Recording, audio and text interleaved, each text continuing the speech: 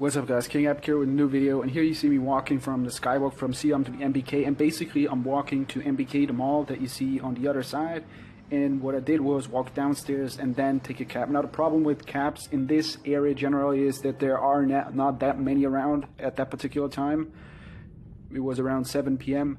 So what I did, I was accepting a fixed price. So I was going to Kosan Road, which would usually cost me around 70 baht on a meter. And the cheapest price, fixed price I was getting, was 100. So I said, okay, all right. Anyway, in this video, we have an interesting comment where somebody asked, what about non-working Thai girls? Like regular Thai girls, do they approach you ever? And you will get my answer in this video. But let's start up with the first comment that comes from this guy. He is basically saying or asking, thanks for the education. He wants to see a lot more asses of Thai girls to determine whether it's worth going there for his vacation or whatever. And basically, you gotta always explore it for yourself. What you see in my videos or any videos on YouTube is very selective. Like, you know, I might be filming for an hour and the 10 minutes you see are the hottest girls or the best shots. So that's not always what it looks like when you come here. So come here, check it out, maybe for a week, for 2 weeks, and then you can decide if you want to come back. But don't do it just purely based on videos or what somebody would say.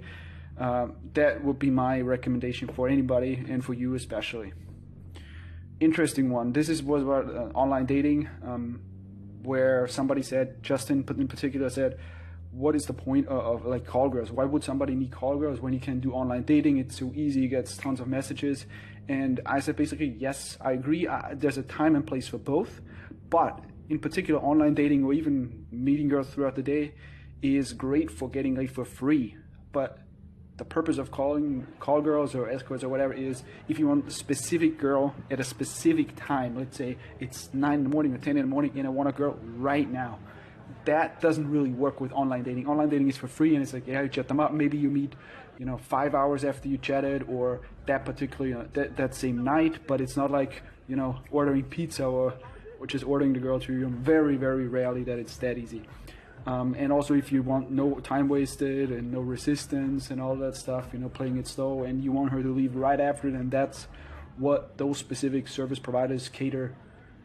What they provide basically, and then an escort will cater to those specific needs. That would be my recommendation, or what my stance on the thing. So there's a time and place for both, obviously.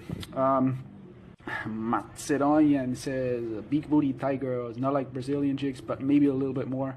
They exist, but they're very rare. So for example, if you go to Kosan Road, you will see a few of these girls. During the day, I don't really see that many. Most are, to be honest, just skinny. That's the way Thai girls are built. But yeah, you can find them if you roam around the streets or go out at night, definitely. Do most Thai girls, client asks, wear high heels? Notice the trend in my videos, not just working girls, but regular girls as well. Yeah, that's probably because the hotter ones, or when they're dressed up, they look nice, and so I would focus on those for my videos. But in general, no. Most will not wear high heels. Most actually wear slippers. That's the truth. Peter says, people tell Thai ladies are bad, can stay at home with their ugly wife, yeah, blah, blah, blah. Basically, people saying that Thai girls are bad, or that they're like this or that. And my answer to this would be, if you have an experience where all you Thai ladies, where you feel like all Thai ladies are bad, then that can only be due to the fact that either you are doing something wrong or just your sample size is too small. If you meet 5 or 3 Thai ladies and they're all bad, yeah, that can happen. But in general, if you meet, if you have a bigger sample size, like 20 women that you meet, it's never going to happen that all of them are bad. Some will be, yeah, or you don't like them, or they cheat you, or whatever. But in general, no, I have not made that experience. Or maybe it's just that the type of women, let's say you only meet girls from bars or from this area or from this, from this source, there you meet them, then that could happen. But in general, no, I could not disagree more with that statement. Amon says, hello King, I have a question. What other stuff can I do in Bangkok other than dating, sex, blah, blah. So basically, yeah, I kind of get that when people watch my videos, they think it's like, this is the only thing you can do, nightlife, go out. And this is a big part of what I'm doing here, or I guess what most of you guys will be doing here when you come to Thailand or Bangkok, because that's just the scene is so well developed that there's a lot to do at night, and during the day it's usually very hot and you don't want to walk around in the outside. So really what I resort to is sleeping long, and then during the day maybe go to gym, or you could do sightseeing, go to the mall. Another thing that Thai people I feel do a lot is just, you know, their free time or when they're off work, just go to the mall to hang out, walk around, because there's so much to do. The malls are big, there's so many malls, so that would be an option. Glenn says, please bring back your fake, okay, he says, please bring back your fake Russian accent in the future vlog. It's a fan favorite. Okay, no bullshit. I will bring it back in next video vlog. Thank you. Okay, Hiking Epic, just started following you. Okay, thanks. What approach would you suggest for somebody who's never been to Thailand, who wants to experience working, non-working girls? Yeah, he knows that the working girls don't care much about what you look, as long as, I mean, common sense is you're groomed and all that stuff, hygiene. They won't care much about what you look. How about non-working girls? Many of them are just, you know, they're friendly. That doesn't mean you can obviously get with everyone, but if you have realistic expectations, then sure, why not? I mean, if you're 50 and you look like you know, like 40 or so, you can still get with young girls. But if you don't look that young, or, you know, maybe super overweight or whatever, I'm just saying, I'm speaking realistically, okay? Then maybe you gotta target the mid-30s range in terms of age bracket. But I would just give it a try, be friendly, and see how that turns out, and maybe start with online dating, or if you want to start in the malls or BTS station, wherever, that's what I would recommend you to do. Cloud to Ground asks about girls bringing them back to your place, to the hotel. Do you have to check her in with reception? And he asked about women in Thailand cutting off the penises. Have you heard of this type of thing? No, I have really only heard about it in news. Yeah, so I've heard about it, but not in person.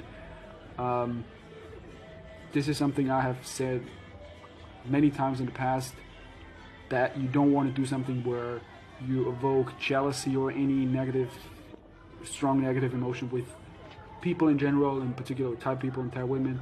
So stay clear of this kind of behavior, or cheating, or being in a relationship and cheating. All of that stuff do you want to avoid. Do you have to check in with reception?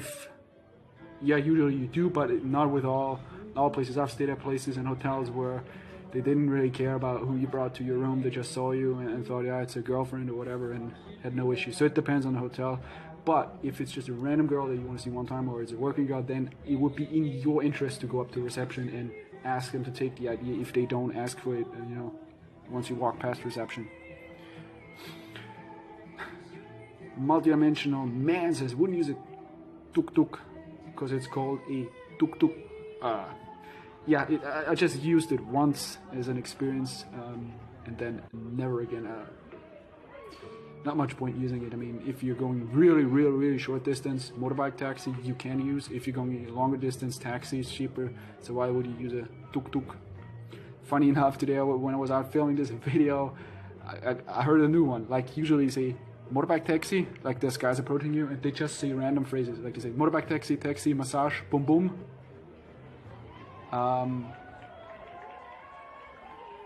And the guy this time, he said boom boom, and then also bang bang, which was funny. The guy came up to me and said, motorbike taxi, massage, boom boom, bang bang. So I had a laugh with this guy. And this is the top comment, and obviously the most interesting one in my opinion is, do non-working girls approach tourists? If they do, where would be a good place to meet them? The mall, the clubs? So obviously, think about it realistically. A regular girl, or just a regular girl in any country, it's not that likely that she will come up to you, approach you when you're just, you know, in a mall or the train station or wherever. So the most likely scenario where this is going to happen is if you just go out to a party area or whatever, and you drink, or you stand around, or you look at a girl, like Khao San Road, then yeah, that could happen. But just in general during the day, it's very unlikely. So that's what I would do.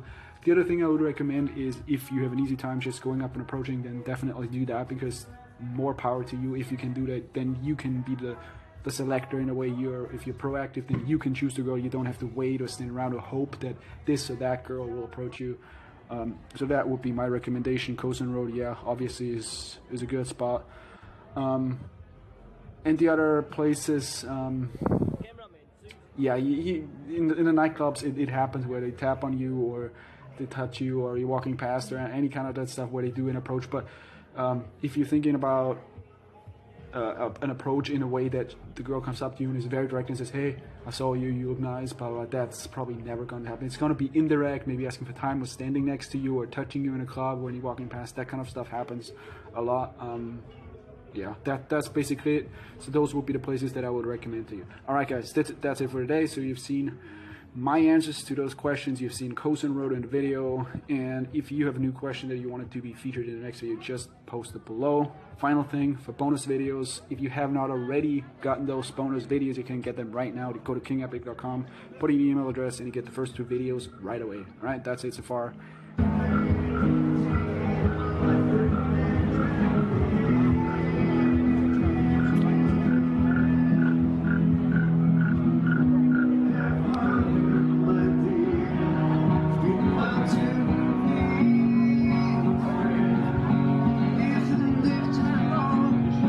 Lady boy, I see. No. Yes. I'm ready. No. I don't want. No.